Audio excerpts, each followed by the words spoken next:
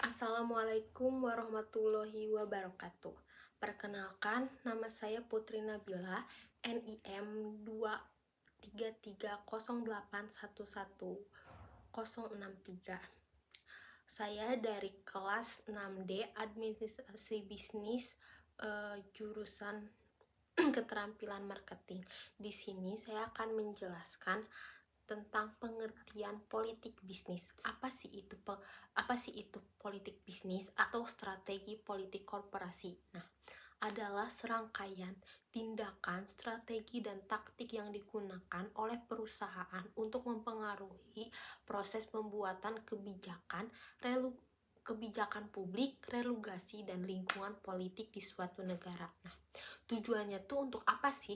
Tujuan utama dari tindakan ini adalah menciptakan iklim dan regulasi yang menguntungkan bagi kelangsungan operasional dan pertumbuhan bisnis mereka. Nah, ada beberapa cara umum dilakukan meliputi yaitu lobby atau melakukan pendekatan langsung kepada para pembuat kebijakan baik di lembaga eksekutif maupun legislatif. Nah, kemudian ada donasi politik. Nah, donasi politik ini memberikan pendanaan untuk kampanye tokoh politik atau partai. Nah, kemudian ada advokasi publik. Nah, advokasi publik ini membentuk suatu kampanye untuk menggiring opini masyarakat agar mendukung kepentingan bisnis tertentu. Dan yang terakhir, ada aliansi strategi, yaitu untuk membangun koalisi dengan asosiasi industri sejenis atau bahkan lembaga swadaya masyarakat atau LSM untuk memperkuat daya tawar. Nah, kemudian selanjutnya ada peran politik bisnis dalam isu lingkungan. Nah, dalam konteks ini isu lingkungan politik bisnis memiliki peran ganda. Nah, yang sangat menentukan arah kebijakan suatu perusahaan. Nah, dapat memanfaatkan pengaruh politiknya untuk melemahkan standar lingkungan atau justru menjadi motor penggerak berkelanjutan. Nah, dalam peran politik bisnis dalam isu lingkungan ini ada beberapa peran, yaitu peran defensif. Nah, yaitu menghambat regulasi lingkungan. Perusahaan yang bergerak di sektor ekstraktif penyumbang emisi tinggi seperti batu bara, minyak, dan gas kerap melobi pemerintah untuk menunda penerapan pajak karbon, melonggarkan batas emisi, atau mempermudah perizinan lingkungan demi menekan biaya operasional mereka. Kemudian ada peran proaktif, yaitu mendorong berkelanjutan. Nah, ini tuh sebaliknya, entitas bisnis di sektor energi terbarukan atau teknologi hijau akan menggunakan pengaruh politiknya untuk mendesak pemerintah agar memberikan subsidi kendaraan listrik, menetapkan target energi bersih, serta memberikan insentif pajak hijau. Nah, yang terakhir ada greenwashing politik, yaitu praktek di mana suatu perusahaan menggunakan kampanye publik dan melobi politik agar terlibat sangat peduli terhadap lingkungan. Padahal di balik layar, mereka mendorong kebijakan yang melonggarkan standar perlindungan alam. Kemudian ada ketercapaian mengaplikasikan politik bisnis ini. Nah, dalam hal lingkungan, kepentingan bisnis ini berhasil diselaraskan dengan agenda lingkungan. Terdapat beberapa pencapaian atau hasil nyata yang sudah berdampak pada kebijakan global dan nasional saat ini, seperti penerapan perdagangan karbon atau carbon trading, terbentuknya pasar di mana emisi karbon dikuantifikasi dan memiliki nilai ekonomi. Nah, ini merupakan titik temu antara dunia bisnis yang membutuhkan fleksibel biaya dan aktivis lingkungan yang menuntut penurunan emisi dan rumah kaca. Kemudian ada standar ESG atau Environmental, Social, and Governance atau pelaporan kepatuhan lingkungan. Kini menjadi syarat yang wajib bagi banyak perusahaan terbuka. Hal ini berhasil dicapai berkat lobby dan tekanan dari koalisi investor global yang menyadari bahwa kerusakan iklim adalah resiko besar bagi investasi mereka. Kemudian yang terakhir ada akselerasi transisi energi. Berbagai proyek pembangkit listrik tenaga surya atau PLTS dan angin kini mendapatkan subsidi besar dan prioritas pembangunan.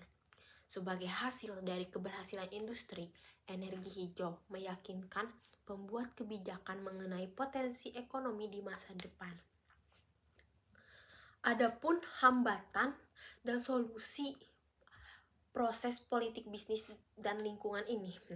Upaya menyelaraskannya, yaitu kepentingan ekonomi dengan pelestarian lingkungan, seringkali dihadapkan pada berbagai kendala struktural. Ini ada beberapa rincian hambatan utamanya beserta solusi yang diterapkannya, seperti benturan kepentingan. Hambatan ini terjadi karena target utama finansial jangka pendek yang dikejar oleh perusahaan bertentangan dengan tujuan kelestarian lingkungan jangka panjang. Solusinya apa sih?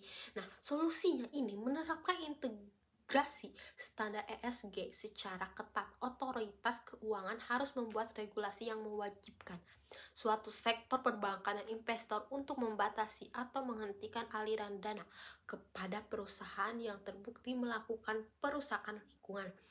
Kemudian ada lobby gelap dan oligarki.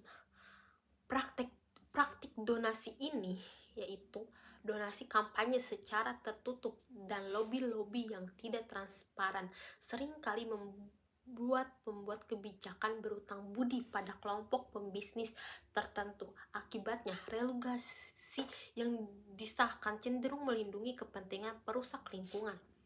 Solusinya yaitu mendorong transparansi pendanaan politik secara radikal.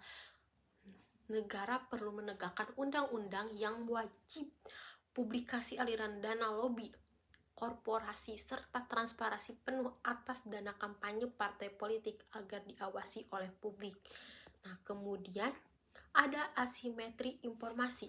Dalam kasus ini, perusahaan menyembunyikan data real terkait dampak kerusakan lingkungan dari kegiatan operasional mereka agar tidak diketahui oleh pembuat kebijakan dan masyarakat.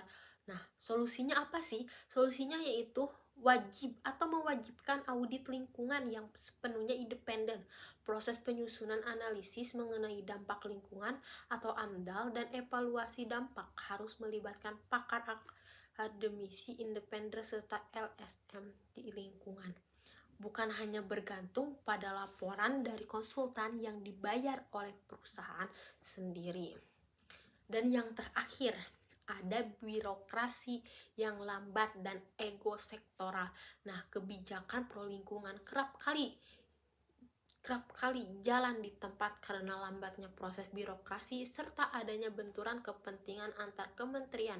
Misalnya antara Kementerian Perindustrian yang fokus pada pertumbuhan pabrik dan Kementerian Lingkungan Hidup yang fokus pada pada pembatasan emisi. Solusinya apa sih? Solusinya yaitu membangun kolaborasi lintas sektor yang terpadu. Pemerintah perlu membentuk badan atau satuan tugas khusus seperti Dewan Transisi Energi Nasional yang memiliki kewenangan penuh untuk menyinergikan regulasi antara pemerintah, pihak swasta, dan masyarakat sipil dalam satu komando.